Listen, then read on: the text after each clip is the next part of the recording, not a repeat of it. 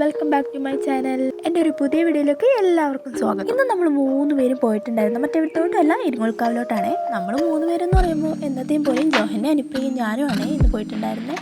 സാധാരണ കോളേജൊക്കെ കഴിഞ്ഞ് നമ്മൾ എപ്പോഴും പോവാറുള്ള സൂപ്പർ മാർക്കറ്റിലാണ്. വേറൊന്നിനല്ല, ചുമ്മാ ഒന്ന് സോപ്പൊക്കെ വാങ്ങാനായിരിക്കും. പക്ഷേ ഇന്ന് നമ്മൾ കോളേജ് കഴിഞ്ഞ് വൈകുന്നേരം പോയിട്ടുണ്ടായിരുന്നത് ഇരിങ്ങോൾക്കാവിലോട്ടാണ്. ഇന്ന് സാറ്റർഡേ ആയതുകൊണ്ട് തന്നെ ഉച്ചവരെ ക്ലാസ് ഉണ്ടായിരുന്നുള്ളൂ. അപ്പോൾ ഉച്ച കഴിഞ്ഞ് ഹോസ്റ്റലിൽ വന്ന് റെസ്റ്റ് എടുത്തതിന് ശേഷം വൈകുന്നേരം ആയപ്പോഴത്തോട്ടാണ് നമ്മൾ ഇരിങ്ങോൾക്കാവിലോട്ട് പോയിട്ടുണ്ടായിരുന്നത്.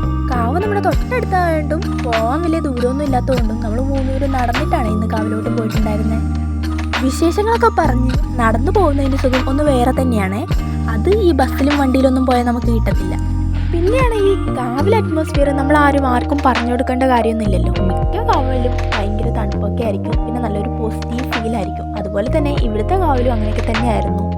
പിന്നെ കാവിൽ പോയാൽ മനസ്സിന് പ്രത്യേക ഒരു സന്തോഷമാണ്. അങ്ങനെ കുറേ നേരം നമ്മൾ കാവിൽ നടന്നിട്ടുണ്ടായിരുന്നേ. കാവിന് ചുറ്റും നടന്നു, കുറേ ഫോട്ടോസും വീഡിയോസും ഒക്കെ എടുത്തിട്ടുണ്ടായിരുന്നു.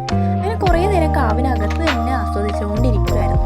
നമ്മളാണെങ്കിൽ ഇന്ന് വൈകുന്നേരം പോയിട്ടുണ്ടായിരുന്നത് എന്താണെന്ന് വെച്ചാൽ ദീപം തെളിയിച്ചിട്ടൊക്കെ പതിയെ വരാൻ ഓർത്തിട്ടായിരുന്നു.